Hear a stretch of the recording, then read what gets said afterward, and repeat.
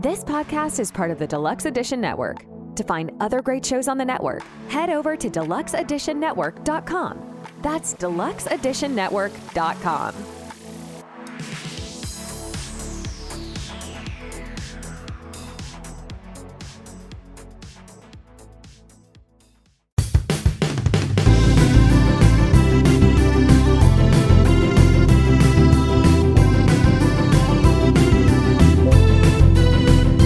If your friends are nerdy and you are nerdy too, I want to talk to you.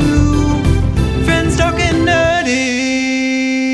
This is the podcast making, public transit taking, kiss stealing, wheeling dealing, son of a gun, Tim the Nerd, welcoming you to another episode of Friends Talking Nerdy, part of the Deluxe Edition Network. Head to deluxeeditionnetwork.com to find out more information about all the wonderful shows on the Den Network. And sitting next to me, after an exhausting night of teaching and with a belly full of frozen pizza, we have the greatest legal mind in the Pacific Northwest. And if you hear some voltage type sounds in the background, that is also Professor Aubrey. How you doing? Yes, hello. I am, as Tim hinted, am sitting here on my exercise ball with my brand new TENS unit in my lower back area, sending electrical shocks through my lumbar spine. So if you hear her do this every now and then, it is that. And just that. It feels so good. And then when it's done, it's very numb. So like if you have pain in that area, it's totally pain relieving, but it also is causing the muscles to contract and then relax. And so it contracts them really hard, like you're working them really hard, like picking up something really heavy, but then it lets go. I felt it. I mean, you put it on me yesterday, and you had one of the higher settings on there, and that was, pardon the pun, a jolt. Ow. Yeah, because like part of it was like it was going on, and it was just like, oh my god, yeah, oh my god, Aubrey, oh my god, please stop it, stop it. Yeah. It's one of those times that it becomes useful to be a talker. Yeah, instead of a rambling bastard like me. But I will say that after my experience with it, I certainly, even though my back wasn't, giving me too much, where you were just doing it for demonstration purposes, afterwards it did feel like, yeah, I think it really does work. Yeah. I first had it at the first chiropractor I went to here in Portland, and I was like, really? That's possible? And it's only recently that they've been, like in the last 5 years, I guess, become available without a prescription. Yeah, lucky for all the people that like to use it for other purposes too. Yeah, they used to be much harder to find. Yeah, anyway. You didn't want to go down that road. But you would definitely recommend this for, us folks once you reach a certain age that will have normal aches and pains throughout the day no matter what. Yeah. Yeah. And you got it on Amazon, right? I did get it on Amazon. Mm-hmm. What was the cost? $31. Look at that, folks. $31 for some tremendous relief. Really, for $31, it's feels just like it does in the chiropractor's office. I don't know if it's gonna last a long time. I don't know if there was child labor involved, but I laugh, but I should know. It's, most everything, I guess, that we value today that we purchase and use, like the wonderful MacBook Pro here, is made in countries with very loose labor laws. Yeah, very loose. Yeah, and so what basically happens, I don't know if you know this, but every major corporation that manufactures things in China or other places where the working conditions are questionable, the labor practices are questionable, in those places, if the manufacturers, like our U.S. companies, they will only hire factories that meet certain standards, and then they get qualified as like a socially responsible company. And those facilities, even though they could operate in a much different way under the governmental regulations, operate in a better way because of the intervention of these corporations. So it's like, is it really, they can still make things for pennies on the dollar in China compared to manufacturing in the US. So even if they have to increase safety or whatever, and it costs, $50,000 or whatever, that's still just pennies on the dollar for all of the consumer goods, particularly high-end consumer goods, which are manufactured in the same place that other goods are manufactured. Capitalism sucks in a lot of ways. I do say this acknowledging the fact that, we are recording a show on a MacBook Pro, so it's not like we're recording this show live from a box on the side of the road. It's still dirty, dirty, dirty what they do because, look what's happening in Portland with, places like Target pulling out, claiming it's because of crime, even though there were people that came out afterwards showing that instances of crime in the store that they closed down in downtown Portland were far, far less than they were in another store that remained open. It's just businesses know that they can put a black eye on things by stating, we're not safe. And all of a sudden government will, start letting their guys with batons go nuts again. Yeah. Yeah, against the most vulnerable. Like we're getting away from that moment. It's just like September 11th. The more and more I think about it, I think that the pandemic was the same kind of group trauma as 9/11, and that will follow this sort of similar pattern where right after it, everybody was super sweet to each other and kind and helpful. And then like the emergency passes and people just forget all about it in terms of how compelled they felt to do things in response to volunteer or to raise money or... Well, it didn't help, too, that was the start of the ball rolling towards, what we face today. And, because look at all of the pressure campaigns the Bush, administration put out of, how dare you question what we do? Are you supporting the terrorist? The reason Keith Olbermann, for instance, ended up becoming a big thing on MSNBC was he was the only person there that had anything negative to say about Bush on MSNBC. And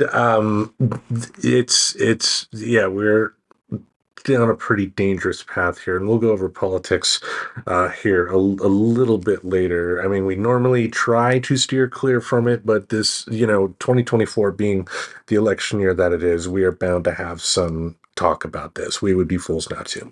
Yeah. Yep. But first, we do want to have some good news and bad news. Do you want to start off with the good news or bad news? Let's start off with the bad news. Okay, you deliver that bad news. So the bad news is that we have teachers on strike here in Portland. And that's bad news because it means that the school board is not giving them a fair contract. And they're having to go out of work in order to demonstrate that their labor is valuable. It has thrown the city into a mess.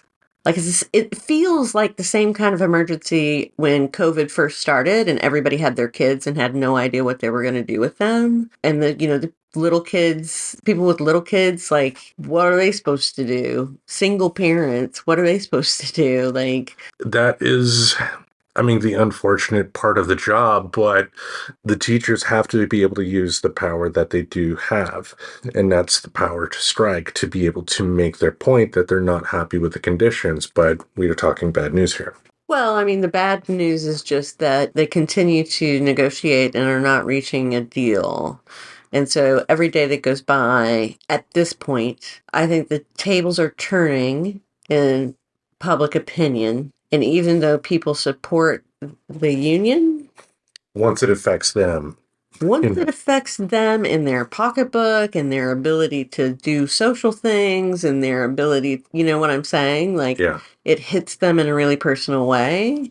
And then they're going to turn on the teachers. I mean, this is America. I would love to be idealistic, folks, but I'm 47. I've seen more than enough evidence that the professor is right. That we've had plenty of situations in this country to where we've had trauma, whether it be local, regional, state, national, worldwide, that we've all experienced. We've all come together, have a great big hug, and then a week later forgot about it. I mean, when it comes to this strike here, it is unfortunate that the teachers by using their power to strike, are negatively affecting parents out there.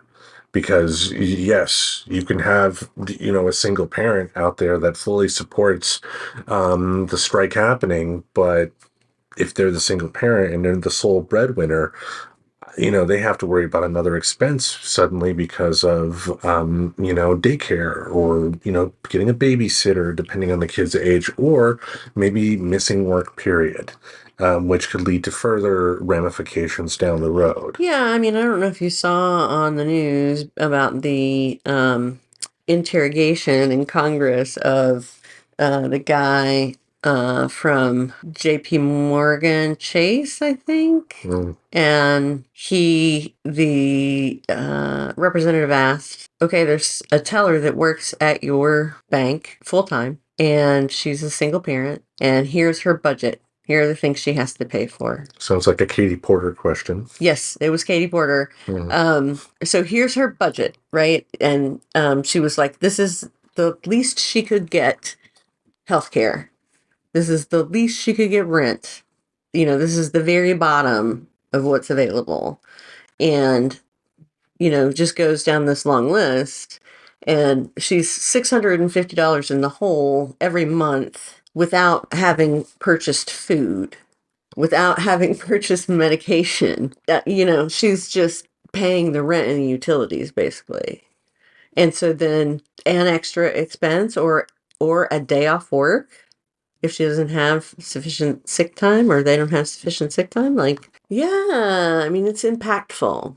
And I think that people need to realize that teachers know that, and they wouldn't do it. They wouldn't do it to their students. Yeah, I mean, because think about it logically. I mean, it's like the argument that people made against, heavy metal in the 80s. And, in terms of like, they're sending messages from the devil to the kids with backmasking and all that. And Ozzy Osbourne was like, why would we make music to kill our audience? So why would a teacher not want to teach? Yeah. That's why, you have to sit back and sit up and listen. Now, at the end of the day, when it comes to something like the single parent, I can look the other way there. Like I look the other way at people, that are low income and shop at Walmart for groceries, because I've done that, and did I do it with like a you feeling, but you do it. You do it because you can walk out of Walmart with a cart overflowing with items, food and whatever, for the same cost as like 4 bags at New Seasons. But you are paying more in taxes to help supplement the those welfare that the employees of that Walmart have to go on, because that company's not paying them enough. Well, I'm paying much more for the taxes that Walmart's not paying. That's what I meant, yeah. No. Oh. So you're saying the workers themselves are not paying taxes. And you're talking as a corporation. As a corporation, they get tax breaks. I get it. Yeah. Yeah, I mean, they get the tax breaks, but then those tax breaks end up losing cities millions upon millions of dollars. Again, because a lot of these employees are having to go on welfare. And I'm sorry, I will not listen to anybody that tries to tell me that a person working at a job for 40 hours a week shouldn't make enough to barely get by. Have enough for a roof over their head, food in their belly, clothes on their back. It's a vicious society that says to people, we're going to give you opportunity to work, and you're going to work full time, and we're not going to pay you enough to live. So you're going to have to get a second job.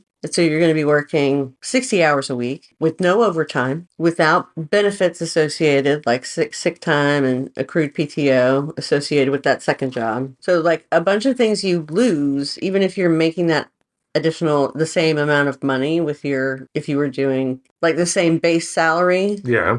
In a place where you get overtime versus having two shitty jobs where you don't get overtime in either. Yeah, they're a real terrible employer, but I shopped there when I lived in Kentucky, and it was the only place to shop in town. And there was I'd have to drive 45 minutes to go to a grocery store if I didn't go to the Walmart. I mean, and the analogy I was trying to make here is that, a single parent who is going to be struggling really hard by not having their kid in school, I can look the other way if their initial interest is going to be, getting my kid back to school. Mm-hmm. Been there.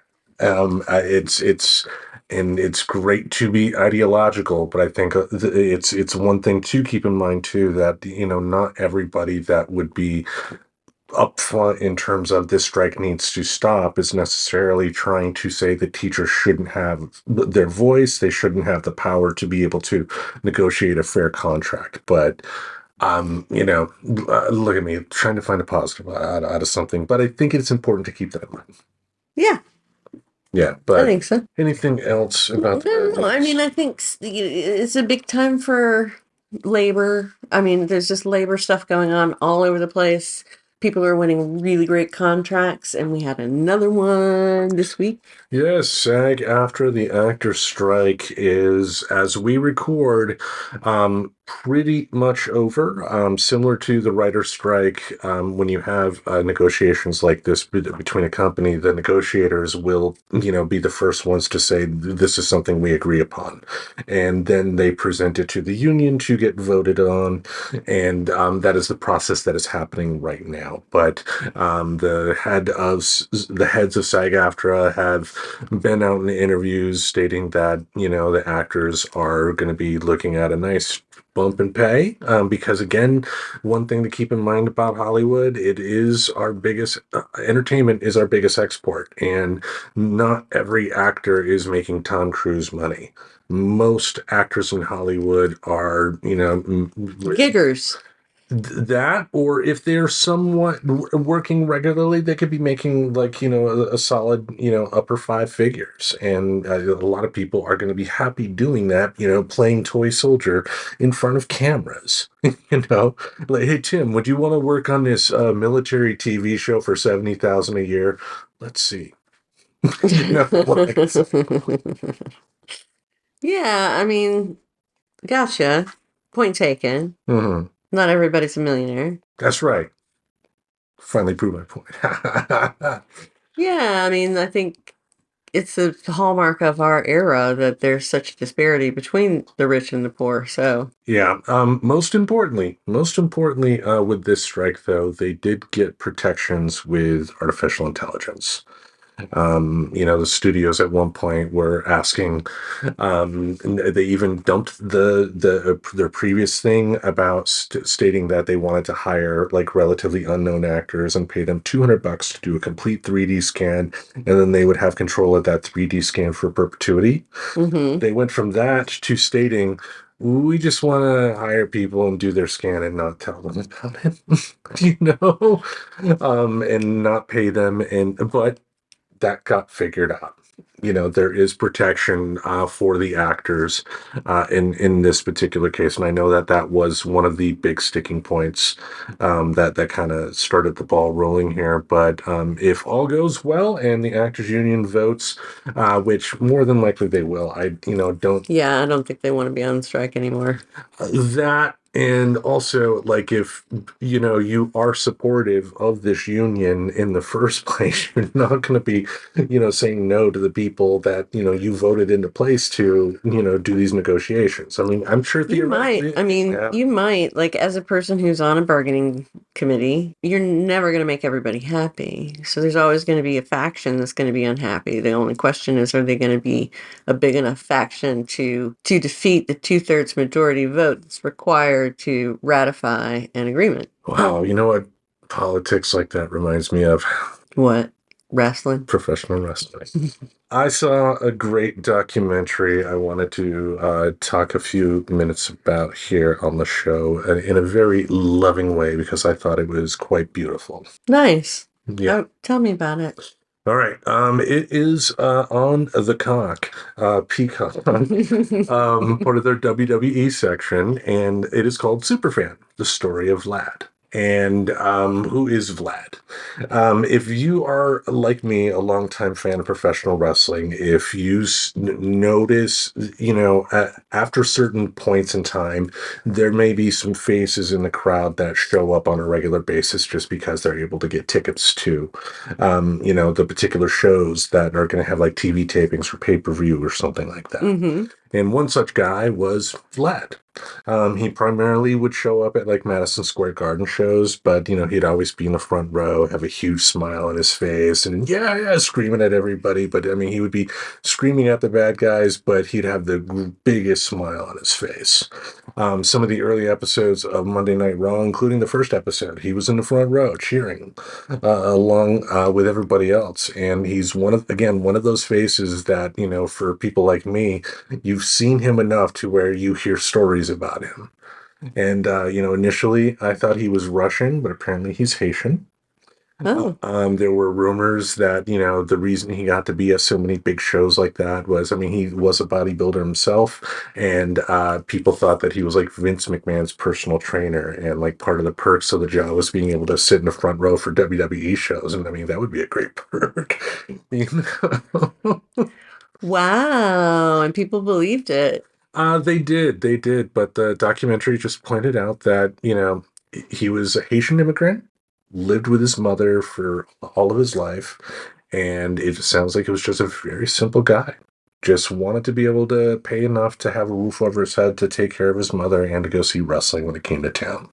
Yeah. And, it went all the way back. Like his first big time thing that he got noticed for was in '86. There was a show at Madison Square Garden that they filmed, and they had a live Piper's Pit with Roddy Piper, and Mr. Wonderful Paul Orndorff came out with his manager Bobby the Brain Heenan and wanted to know about facing Roddy Piper in a tag team match later that night. And Roddy ended up pulling Vlad out of the audience, asking him who his tag team partner should be, and he was like, Hulk Hogan, and everybody went nuts at that particular point. But the documentary went into some pretty emotional stuff too, because it talked about, the fact that, again, lived with his mother for all of his life. And when COVID hit, she was in her 90s and took a fall and had to be put in a home, and it got COVID.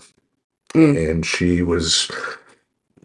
passed away. Yeah, so Vlad was devastated, of course. Lived with her his entire life. That would be just as much of a shock as, like two married people living together for 70 years, when one of them goes. And he talked about during the time of COVID, when he was not able to go see wrestling, he was suicidal. And he attempted, but he got help.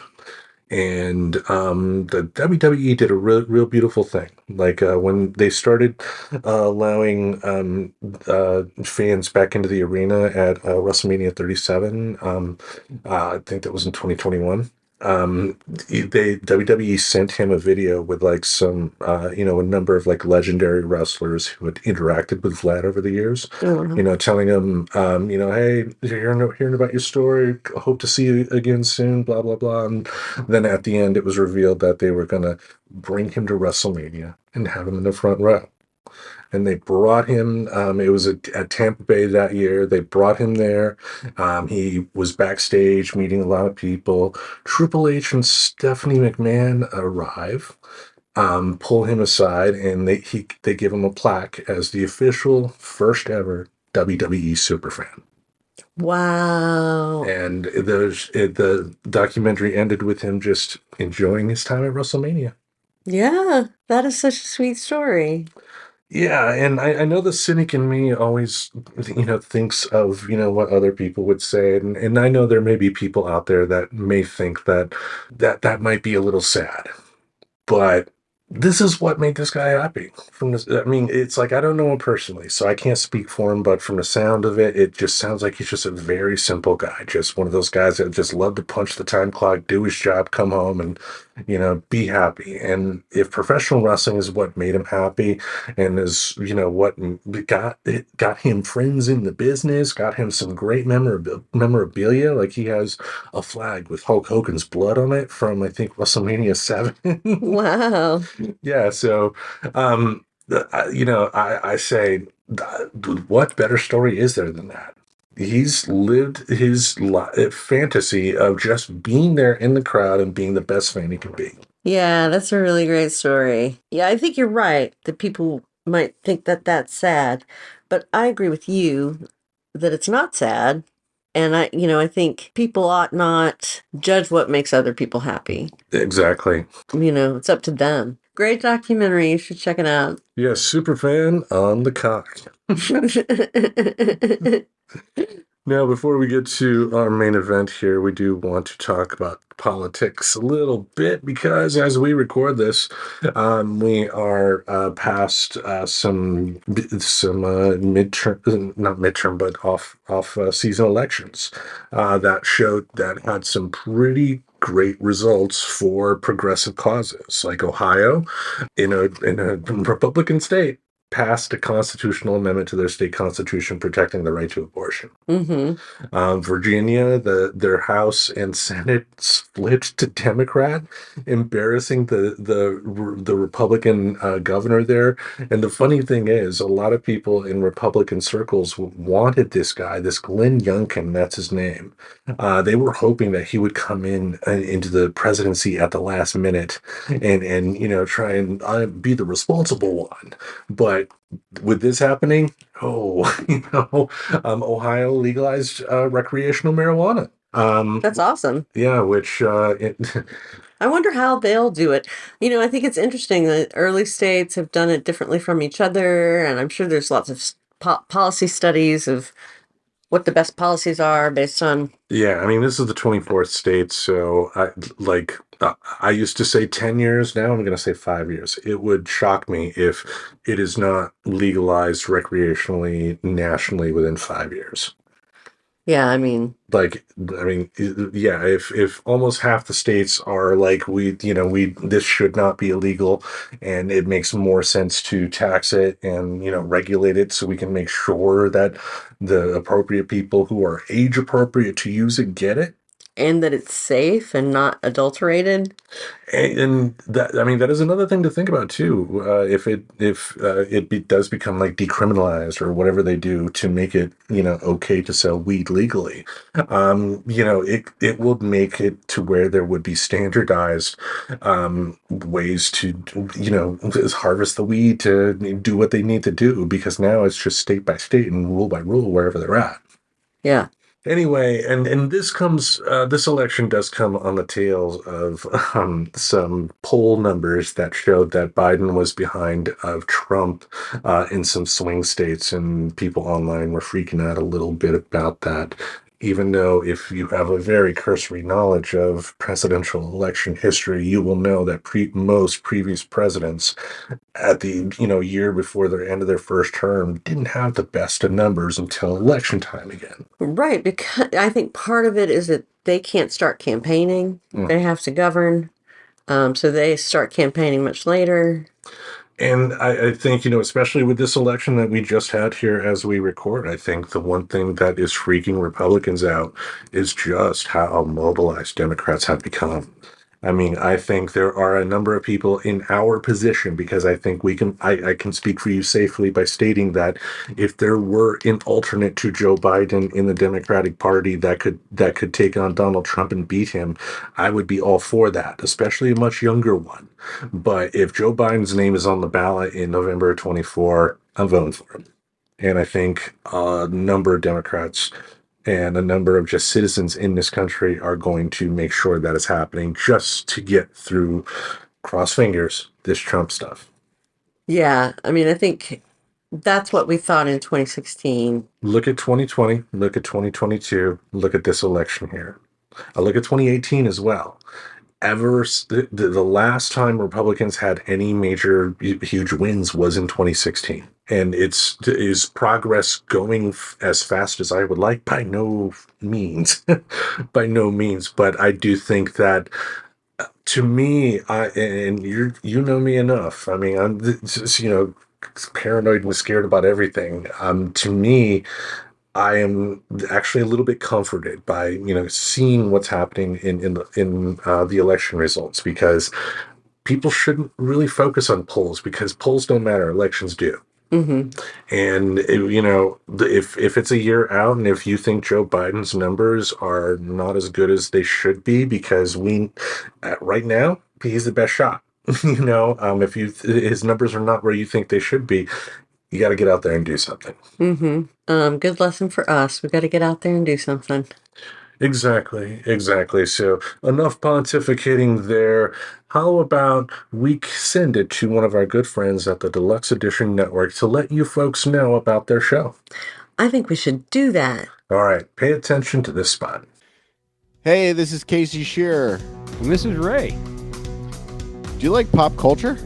We're pretty sure you do. Then come on over and check us out at deluxeedition.show. You will not be sorry. Or maybe you will be. I don't know. When was the first time you became aware of the Beatles? Oh, I'm, as early as I was aware of music, I'm sure one of the first things that I heard. My parents loved the Beatles, I think, growing up. They were both born in 1950. So we're 13 when the British invasion happened. So just the right age to be, screaming teenagers. And so they had two compilation greatest hits albums, the Red Album and the Blue Album. And so we listened to those all the time for, decades. I mean, they definitely did set the standard for what makes a good greatest hits collection. Oh, yeah. Because especially in that era, there weren't that many good greatest hits collections. They would have like one or two of the hits, and then they would have a bunch of live songs. Oh, like they didn't want to give you the good songs. They wanted you to buy the albums that the good songs were on. Yeah, it was a business decision. So, we can thank streaming for that, or Napster, or whatever, And that does remind me, I think I've talked about it before, but there's another documentary we should watch, All Things Must Pass, about the rise and fall of Tower Records. As far as me, when it comes to the Beatles, my mother was a fan growing up, so I was aware of them. In the 80s, my mother would always cheer up every time the Ringo Starr Seagram's wine cooler commercials came on the air, because it was Ringo. Yeah, that's cute. Yeah, I guess... Was Ringo her favorite? No, George. George was her good taste. Yeah, and speaking of... They've all been my favorite at some point. Yeah. Speaking of George, though, he was, I think, probably my introduction to the Beatles, and that's because of Got My Mind Set on You, 1988, from the Cloud 9 album. Yeah. I thought he wrote that one at first, but found out later it was a cover of a 60s R&B song. And I know Warren Zevon did a cover of a 60s R&B song, and there are a number of great R&B songs from the 60s that are done by artists that should be talked about more, but you know what I'm saying. Great album there. It's a pontificating night here, folks. Yeah, we were talking about the Beatles, man, and you asked me, what was the first time I remember noticing the Beatles or being aware of the Beatles? Uh-huh. And I said, I can't really tell, but it was probably when I was very young, because we had those albums. And like I mentioned, for me, it would be George Harrison with, the Cloud 9 album and the Traveling Wilburys, who... Absolutely. Yeah. Love the Traveling Wilburys. I thought it was some of the best music coming out at the time. Yeah, and it was because of the Traveling Wilburys that we ended up getting the gift that was the songs that came with the Beatles anthology albums in the 90s. The Beatles came out with this 3-day event that was done on ABC, and they had 3 albums that they released in 3 successive months of, detailing the history of the band. And in the first 2 episodes of the documentary, at the end of the episode, they debuted a brand new Beatles song, Free as a Bird, for the first episode, which was on the first anthology album, and Real Love. which was on the second episode and the second anthology album. It was an idea that George Harrison brought to the table because of something they wanted to do with the Traveling Wilburys. Mm. They wanted Elvis as a Wilbury. Oh my goodness. They wanted to get some vocals from Elvis so they can all sing a song with Elvis Presley. And once again, Colonel Tom Parker, being the piece of shit that he was, helped put a stop to that, is my understanding. But Well, interestingly, one thing I've learned since the new song has come out, I was getting there. I know, but one thing I'm impatient. well, no, it's related to what you were just saying. Yeah. Back in 1995, when Ringo, Paul, and George had gotten together to work on the other John Lennon demos on that cassette, Mm-hmm. which they did in the 90s without John. They didn't have John's vocals and John playing the piano. They didn't have any of that. They just finished orchestrating his songs and had musicians playing on it. No, it was the same process for those two songs as it was for the one that just came out. So and the three songs, I mean, Now and Then, the new song, was originally supposed to be on the third anthology episode. But as we know now, what happened is how John Lennon recorded it. With his demo. Now, musicians can vary in how they do demos. You can have a musician like John Lennon who was... Go ahead.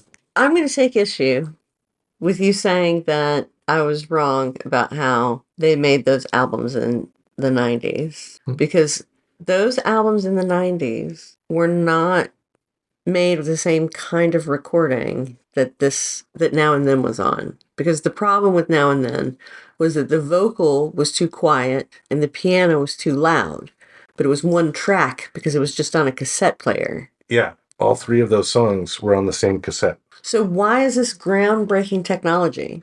Because what happened was this, as was explained in the documentary, thanks to a computer program that the folks with Peter Jackson's team came up with and developed during the course of the Get Back documentary that allowed them to separate vocals from the music itself. They were able to separate John Lennon's vocals from that cassette tape from the piano using artificial intelligence. Now, when the first signs of this song hit and people heard artificial intelligence, they just thought of because there are plenty of do-it-yourself AI voice websites you can go to now to where a celebrity can do any type of thing that you say, but it sounds like that celebrity's drunk when they're talking. Yeah. So it was not like that. The AI in question, through machine learning, was again able to differentiate between Lennon's vocals and the piano and separate them, which was not able to be done in 94 when this is being recorded. So my question remains, Mm-hmm. why didn't they finish it in 1995? Because, like I said, they didn't have the technology at the time to split the vocal from the piano track. So then how did they do it for the two that preceded? You're telling me they did it the same way, and then you're telling me they didn't have the technology to do it. But that doesn't mean Lennon was playing a piano for those either. I mean, I think it was a guitar or whatever, and the vocals that they did use for those particular recordings just were more appropriate for use, which makes a lot of sense. If it was a small little cassette recorder that, he had in his den that may have different acoustics compared to his office that may have different acoustics, I can understand to where, in one room, a recording of a voice is going to sound much different than compared to another room. And, I would also contend, too, that a piano is generally going to be somewhat louder than a guitar. Oh, definitely. Yes. Piano's one of the loudest instruments there is. Mm-hmm. Can be. What the new song has done for me is that it has really made me think about them as individual artists in a way that I haven't really in the past. It's just like the Beatles, and the sound was kind of just the Beatles sound. Like, I wasn't listening to it and saying, oh, wow, George's riff there is great. Or, oh, wow, listen to that bass. Paul's really tying one on Yeah. or whatever. But this, because I knew that vocal track was separated out, and I knew that was John Lennon's voice, like his voice, and it made me really appreciate like his part and all the other parts and listen for them individually. So I've listened to this song over and over again, listening to different parts of it. And I just think the more I've listened to it, the more I think it is just a really good Beatles song. I agree. And it's reminiscent of a lot of their late era songs. What do I mean by that? A lot of times in their later era, after Sgt. Pepper, they were less focused on the single than they were on just making a song that fit, the mood of the album that they were doing. And let's face it, Paul McCartney's 81, Ringo Starr's 83. I don't think I don't think I am mistaken in thinking of this as they're calling it the last Beatles song for a reason. This is a finale. This is the song that will be played in the Beatles biopic in the end credits as it does a montage of the entire history of the band. Now, can there be constructive criticism that can be said for the quality of this song? Sure, you can. You can talk, because I notice, the difference in quality of Lennon's vocals from 78 compared to, like Harrison's guitar part from the 90s and McCartney singing now. You can tell the difference. Oh gosh, you can tell the difference with McCartney singing now for sure. Yeah, it's just, to me, what is the important part here is the spirit of closing. This is McCartney saying goodbye. And Ringo. Let's not leave Ringo out. Oh yeah, peace and love. Ringo.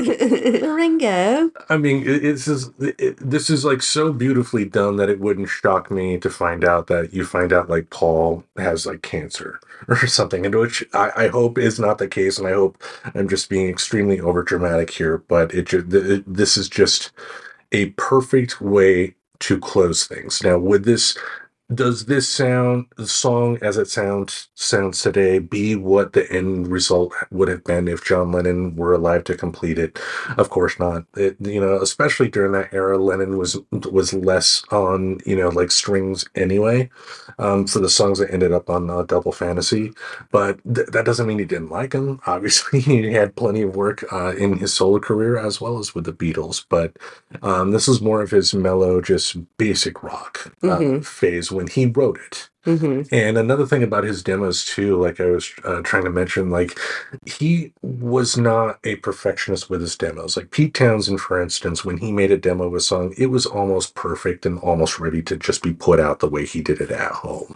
Like in Who Are You, for instance, in the middle when you have that acoustic guitar playing just out of nowhere, that's from Pete's demo. But again, like I mentioned with Lennon, he was just, grab the first instrument, grab a cassette recorder, turn it on, sing into it, because it was just about getting essentially the idea on paper, the idea on tape, and then he would go into the studio and work from there. Which too, like I with the anthology, you can hear the Lennon's demos for Strawberry Fields Forever, and vocally in the demos sounds a lot like Now and Then. He just wasn't as evocative vocally, but in this case, though, like it works. It works. And I think for me too, I think what makes it work is the harmony between Lennon and McCartney. Last time we're gonna hear it here, but just what a beautiful, beautiful way to end things, right? And that got me thinking about parasocial relationships. How did you make that leap? Yes, I believe it was on the show Substack that I wrote this, but we've always kind of talked around this, but I didn't know what the term was. Like the biggest example would be my birthday episode, my 45th birthday, when we were in Seattle, just trying to, explain why it was weird having these feelings for, Kurt Cobain passing, when I didn't know the guy. And that's because it's a parasocial. Parasocial. The ghost of Kurt Cobain. Yeah. They'll see who the real villain is, kids. Yeah, anyway, parasocial relationships, and there are bad instances. I mean, there are real life versions of the book Misery, folks. Yep. There are fans that take it too far, like with Lennon. But we have all had a famous person that we've, for lack of a better term, idolized. We've all had, a fictional character at some point that, we wanted to be in certain circumstances. Think about in the 60s, the many women who saw Nichelle Nichols as Uhura on Star Trek and used that to be inspired to get into science and join NASA. Yeah. Yeah, I mean, and I think of all the times we've had fun on the show with parasocial relationships, like me with professional wrestling. Like I was angry at Andre the Giant for a while, folks. I mean, I was younger, and that's what the business meant to do at the time. And now that I know how the magic's done, I can appreciate it more and not get as emotionally invested. But it's a parasocial relationship. I mean, do you have any memorable parasocial relationships? I mean, Dylan? Dylan. Yeah. Dylan was a character in my life for sure. Still is, really. And someone that I turn to for wisdom. And I have, I've had the book of all Bob Dylan's lyrics through 1990. 85, I think. 85. Yeah. Turn to the book of Dylan, chapter 12. Yeah, no, that's what it was like. I mean, I used to carry it around with me for years and years and years. And now it just sits on my bookcase and I hardly ever open it. But Soon. yeah, like Dylan. Who else? Cyndi Lauper, maybe? No. Oh, Madonna. Ooh, Madonna. Definitely Madonna. Yeah. I'm trying to think of ones that like you felt like you were emotionally close to them. Well, I mean, obviously for me, and I've talked about on the show before, Hulk Hogan. I mean, like him losing the title on February 5th, 1988, I wailed. It was really like a family member being shot in my presence. It's like You're like running to the TV. no, I was running out of my mother's bedroom to like go into my bed and just like, he lost the title. And I was 11. That seems kind of old for that kind of behavior. Yeah. Yeah, you made it. You admit it. But he lost the title. I mean, come on. There was, he didn't lose the title much, and it shocked me. And just because he was my hero, and my hero lost, it elicited an emotional response. Sure it did. That's fine. Nothing wrong with that. It's just kind of funny. Just kind of funny. And that is one thing I do like about professional wrestling, is that it does, at its best, kind of know how to tiptoe around the parasocial relationship thing as well, because these people are trying to initiate that.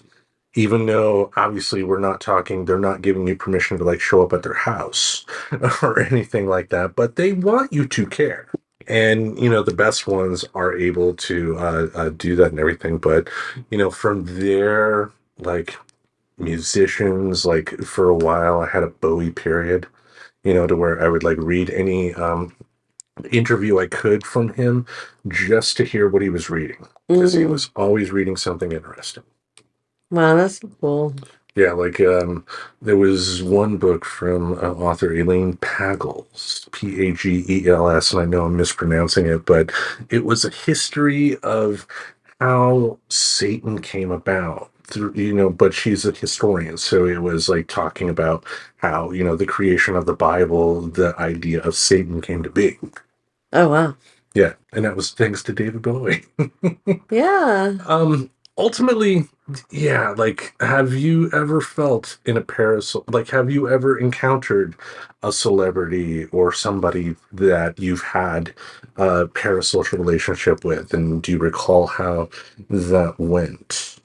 I definitely have met people that I idolized. One such occasion was meeting Ward Churchill. Have you ever heard of Ward Churchill? He was a scholar in the 90s. Not Winston's grandchild? No. Okay. In the 80s and 90s, he was a scholar, an academic, and he was also a member of the American Indian movement. He was there at Wounded Knee. and he had then been a academic, and he wrote a book.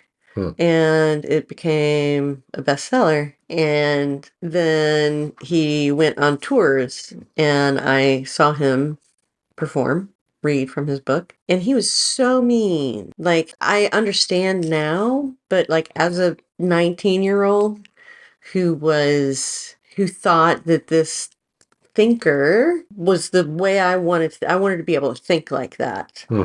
And he was just so discouraging that anything anybody like me could do. So it was disappointing to meet him. Like, I wanted him to be inspiring, and he really wasn't. And then I remember like somebody asking him, "What can I do?" And he was just like, "Nothing." I mean, sometimes it's not fun meeting your heroes. Like, I remember an old boss of mine initially gushed about how she got to meet Yul Brynner once, but then ended up not liking the guy because like he gave an attitude to like a group of sick kids that came to a show to see him. Like he wouldn't come out and like shake their hands or something like afterwards or something like that. Yeah, so I mean, I can understand that. Like I haven't really interacted with too many celebrities in person or online. I mean, I've talked about the time I annoyed Pete Townsend. Yeah. Even though he said, I wasn't the cause of it. The subject that I brought up, Mr. Michael Moore, was, and that I understand. Then Brian Michael Bendis, when I worked at the Apple Store, he was actually one of my customers there. And you're like nodding your head and you don't know who he is, but writes for Marvel Comics. He's the guy who created Miles Morales, the new Spider-Man. So did you say, "Hey, I like your work"? Well, I made sure to do my entire job first. And then once the transaction was done, then I was like a 14-year-old, seeing like a boy band member, like, oh my God, you wrote Spider-Man, and so thank you for that. Oh my God, type of thing. I mean, it wasn't that hyperbolic, but it was essentially something he'd heard before. And thankfully, Brian Bendis is a very nice guy. Like one story I've told on the show before was watching a Q&A he did at a Comic-Con in town in 2017. And the first person who came up asked a question, and he answered. And he goes, "And by the way, come get your drone." He gave gifts to the people that asked him questions, and we're talking real expensive gifts. And he's also the guy who wrote the first post-credit scene in a Marvel movie. Really? Yeah. Wow. Yeah. So that's like my personal interaction. There are other celebrities that I've seen. So how did he act? He knew I was a little starstruck, but I think he also appreciated the fact that I kept it professional until the very end. I didn't start off by like, oh my God, you're so super awesome, and talking about his career when he just wants his phone fixed. Right. And at the end of the day, I think that's a good attitude to have in terms of how to deal with them, because at the Portland store there were a number of times where you'd have celebrities come in, like Jonathan Frakes, Commander William Riker from Star Trek Next Generation came in. Yeah. Carlos Santana came in. Wow. NBA great Bill Walton came into the store. There were a number of famous people that would just, out of nowhere, just be there. Because they happened to be in Portland and needed their shit fixed. Yeah, and I think the thing with a parasocial relationship is, at the end of the day, acknowledge it's there. If you do get a legitimate chance to be able to have an actual conversation with a person, whether you're talking the 5 seconds at a Comic-Con where they're signing an autograph and you say thank you for everything, or if you bump into them on the street and they have a 20-minute conversation with you and take pictures. Yeah. I mean, acknowledge the fact that you have this relationship with someone who has no obligation to return those feelings for you in any way, shape, or form. Well, no, nobody has an obligation to return your feelings, but obviously, yeah. But it's much more important to understand that because of something like celebrity crushes. I've had plenty of celebrity crushes. over the years. And with as many times as I mentioned Scarlett Johansson on the show, let's let that dirty little secret out of the bag. But on the flip side, like if I like went to like Scarlett Johansson's like social media and like, you're hot, or sending her letters or approaching her on the street, that would be a fucking stupid dick, disrespectful move. I have more play than that anyway. Hey, baby. Yeah, you're a super player. Exactly. All over the place anyway. It's interesting to finally have a name to it. Yeah. And it does kind of, in a way, with the whole, as we've talked about on the show before, name it to tame it, it does kind of, now that I know what the name parasocial relationship, I think it can be good for reflection's sake to be able to think,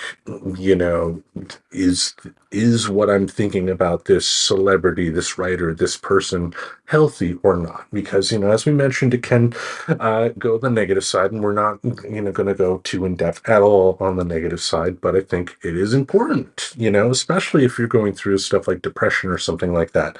Maybe you use escapism as a way to get out of a depressive state, and, getting too hyper-focused on a celebrity at that particular point would not be healthy at all. I've definitely had it with, I don't know how much this is parasocial, but I think that it is, because online relationships that never go beyond online relationships are to some extent parasocial, in that they're not interacting in your milieu. Like, they're not socially connected to you. And I get what you're saying, and I do generally agree. I agree. There's just something different about the relationship. Exactly. Now, obviously, with an online thing, depending on where you meet, you're still speaking to another person, but it's much different than meeting someone in real life and going from there. Yeah, so for some reason, my experience with online, getting close to people online, and I don't mean romantically, but just having friends that I just met online, through playing a game mostly, I would talk to them for hours and hours and hours. And that was good, but at the same time, it wasn't all that good. Like, it's better to be outside and be with people that can hug you. And I would counter with this, and I think you will agree, it's kind of like, the realization I came when I left Apple. You can't have all your eggs in one basket.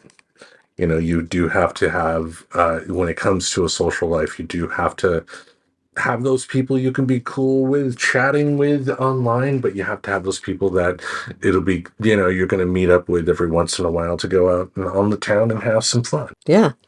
Exactly. So we just bring this up here. I mean, I bring it up because, as a writer, it's fun learning new words, right? And with this word, it opened the door to some pretty interesting talk.